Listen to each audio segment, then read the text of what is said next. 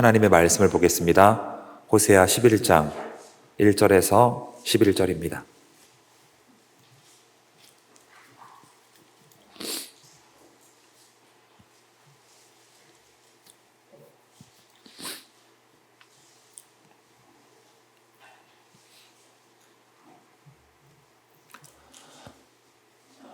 교독으로 보시겠습니다. 제가 먼저 읽겠습니다. 이스라엘이 어렸을 때에 내가 사랑하여 내 아들을 애굽에서 불러냈거늘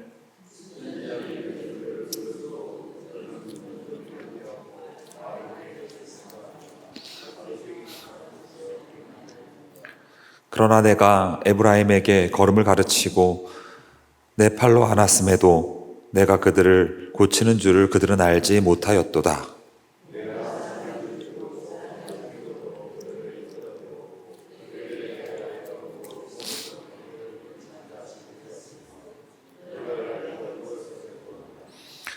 그들은 애굽 땅으로 되돌아가지 못하겠거늘 내게 돌아오기를 싫어하니 아수르 사람이 그 임금이 될 것이라.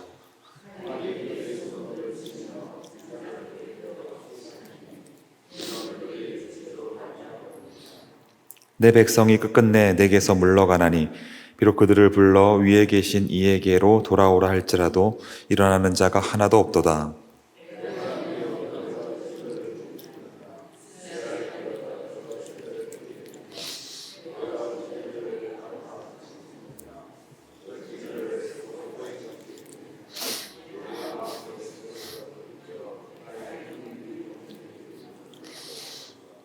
내가 나의 맹렬한 진노를 나타내지 아니하며 내가 다시는 에브라임을 멸하지 아니하리니 이는 내가 하나님이요 사람이 아님이라. 내 가운데 있는 거룩한 이니 진노함으로 내게 임하지 아니하리라.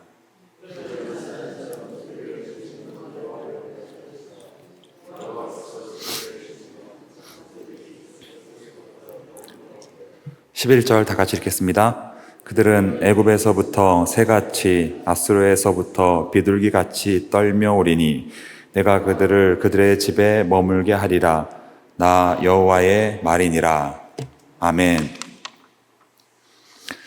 오늘도 하나님께서 말씀을 통해 저와 여러분에게 은혜 부어주실 줄로 믿습니다.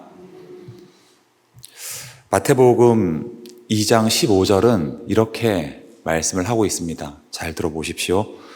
헤롯이 죽기까지 거기 있었으니 이는 주께서 선지자를 통하여 말씀하신 바 애굽으로부터 내 아들을 불렀다 함을 이루려 하심이라. 마태복음 2장 15절 말씀은 오늘 본문인 호세아 11장 1절 애굽으로부터 내 아들을 불렀다 이 말씀을 인용한 것입니다. 자, 그렇다면 예수님께서 애굽으로 피난을 갔다가 헤롯 왕이 죽은 후에 갈릴리 나사렛으로 돌아온 사건이 오늘 본문인 호세아 11장 1절 애굽으로부터 내 아들을 불렀다 이 말씀과 도대체 무슨 연관이 있는 것일까요? 여러분 아시겠지만 애굽에서 불러냈다는 것은 출애굽 사건을 말씀하고 있는 것입니다. 쉽게 말해서 하나님께서 죄 많은 이스라엘을 오직 은혜로 선택하시고 오직 은혜로 구원하시고 오직 은혜로 자녀 삼아 주셨다는 것입니다. 여기에는 어떤 조건도 들어가 있지 않습니다. 이스라엘에게 어떤 공로가 있기 때문이 아니라는 거예요. 다시 말해서 하나님께서 죄 많은 이스라엘을 오직 은혜로 선택하시고 오직 은혜로 구원하시고 오직 은혜로 자녀 삼아 주셨다는 것입니다. 그렇다면 그러한 하나님의 은혜를 덧입었으면 어떠한 삶을 살아가야 하겠습니까? 두말할 나위도 없이 그 은혜에 합당한 삶을 살아가야 합니다. 하나님의 자녀답게 거룩한 삶을 살아가야 합니다. 그러나 이스라엘은 그러지 않았어요. 그 은혜에 합당한 삶을 살아가지 않았습니다. 하나님의 자녀답게 거룩한 삶을 살아가지 않았습니다. 오히려 죄된 삶을 살아갔습니다. 그 결과가 무엇이었습니까? 심판이었습니다. 그런데 이상하죠. 여러분 호세아서를 처음부터 끝까지 쭉 읽어보십시오. 하나님께서 이스라엘 백성들을 향하여서 심판하시겠다고 말씀하셨다가 또 어찌 버리겠느냐 이렇게 말씀하셨다가 자꾸만 이랬다 저랬다 하십니다. 심판할 거야. 아니야, 용서해 줄 거야. 아니야, 심판할 거야. 아니야, 용서해 줄 거야. 자꾸만 이랬다 저랬다 하십니다. 이렇게 하시는 하나님의 본심이 뭐라고 생각하세요? 왜 이런다고 생각하십니까? 어떻게든 용서해 주고 싶은 거예요. 어떻게든 은혜와 긍휼을 베풀어서 구원해 주고 싶은 것입니다. 출애굽기 32장에 보면 호세아서의 메시지를 이해할 수 있는 한 사건이 나옵니다. 모세가 하나님의 율법을 받기 위해 시내산에 올라갑니다. 지도자 모세가 눈앞에서 사라지게 되자 이스라엘 백성들이 어떻게 하죠? 금부치들을 모아다가 송아지 우상을 만들어냅니다. 이스라엘 백성들이 우상 숭배의 죄를 짓자 하나님께서 진노하세요. 그래서 진멸하려고 하십니다. 그때 모세가 시내산에서 내려와서 중보기도를 하죠. 뭐라고 기도합니까? 하나님, 이스라엘 백성들에게 은혜를 베풀어 주십시오. 하나님, 이스라엘 백성들을 왜 선택하셨습니까? 어떤 공로가 있기 때문이 아니지 않습니까? 하나님께서 사랑하셔서 은혜로 선택하신 것 아닙니까? 하나님, 이스라엘 백성들에게 다시 한 번 더 은혜를 베풀어 주십시오. 그러자 하나님께서 그 뜻을 돌이키시사 이스라엘에게 벌을 내리시되 진멸치 않으셨다는 것이 출애굽기 32장의 내용입니다. 사랑하는 자식이 물에 빠졌어요. 허우적거리면서 죽어가고 있습니다. 여러분이 부모라면 어떻게 하겠습니까? 그 물에 뛰어들어서 그 자식 구원해내지 않겠습니까? 자식이 물에 빠졌는데 어떤 조건을 제시하면서 이걸 지키면 구원해 주겠다. 그런 부모 있을까요? 만약 그런 부모가 있다면 정신 나간 부모일 것입니다. 자식이 물에 빠져서 허우적거리며 죽어가면 앞뒤 생각할 것 없이 뛰어들어서 구원해내는 거예요. 그게 바로 부모입니다. 율법은 구원받은 자녀들에게 책임으로 주어지는 것이지 구원의 조건으로 주어지는 것이 아니라는 말씀입니다. 쉽게 말해서 하나님의 자녀들은 무조건 구원을 받는 것입니다.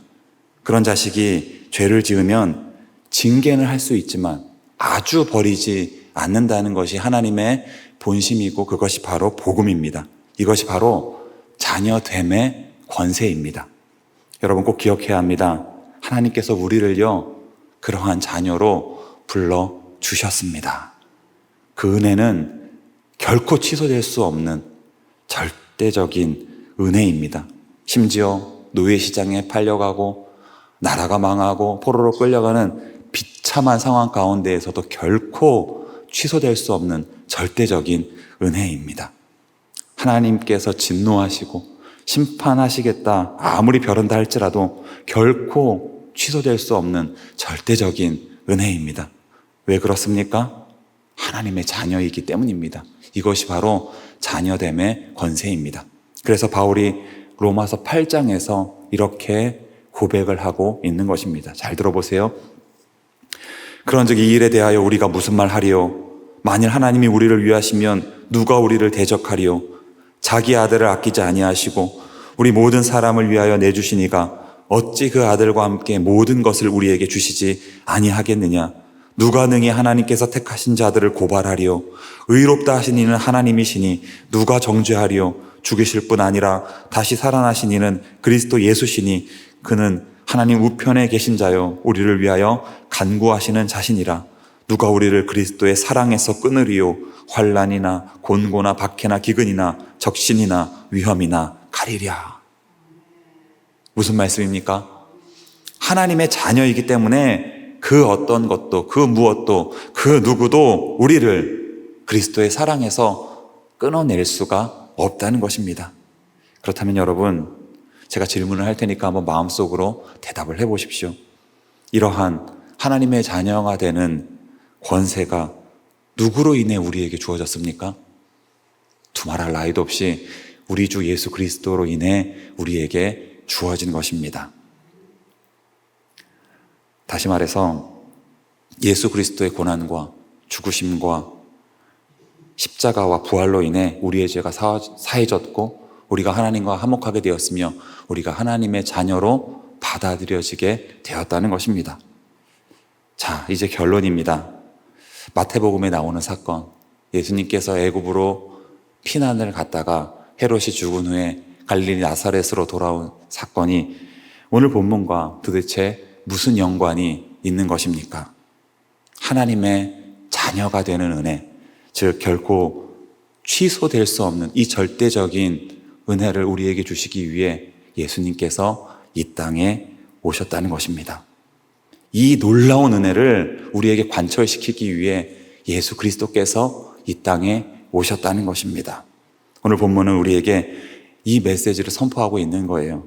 예수 그리스도를 통하여 너희가 하나님의 자녀가 되는 이 놀라운 은혜를 누리게 되었다. 사랑하는 성도 여러분, 하나님은 저와 여러분을 애굽에서 불러내어 자녀로 삼아 주셨습니다. 이 하나님의 은혜는 노예 시장에 팔려가고 나라가 망하고 포로로 끌려가는 비참한 상황 가운데에서도 결코 취소될 수 없는 절대적인 은혜입니다. 이것이 바로 호세아서에 일관된 메시지입니다.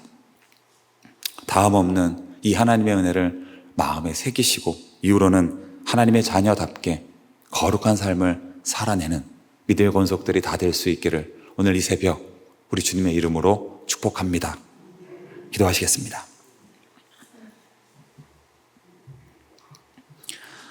사랑의 하나님, 오늘도 저희들에게 귀한 말씀 허락해 주시니 참으로 감사를 드립니다.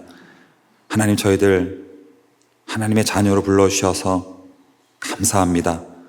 하나님이 우리에게 주신 이 은혜는 어떠한 상황 가운데에서도 결코 취소될 수 없는 절대적인 은혜인 줄로 믿습니다. 하나님, 저희들 이 놀라운 은혜가 예수 그리스도로부터 왔음을 깨달았습니다. 이제는 그 은혜를 마음에 새기고 하나님의 자녀답게 살아가는 믿음의 권속들이 다 될 수 있도록 은혜 위에 은혜를 더하여 주옵소서. 이 모든 말씀 우리 주 예수 그리스도의 이름으로 기도드리옵나이다. 아멘.